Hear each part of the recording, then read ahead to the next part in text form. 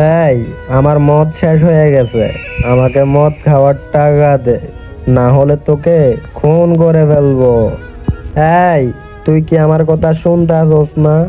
আমাকে মদ খাওয়ার টাকা দে বলছি, না হলে তোকে খুন করে ফেলবো।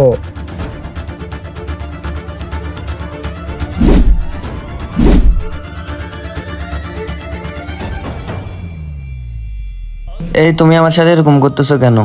আমার মদ শেষ হয়ে গেছে, আমাকে মদ খাওয়ার টাকা দে। ঠিক আছে, আমি তোমাকে মদ খাওয়ার টাকা দিব, কিন্তু আমার একটা শর্ত আছে। বল তোর কি শর্ত?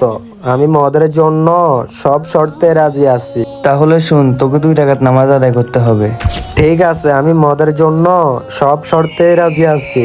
ঠিক আছে, তাহলে তুমি নামাজ পড়ো, আমি তোমার জন্য টাকা নিয়ে আসতেছি।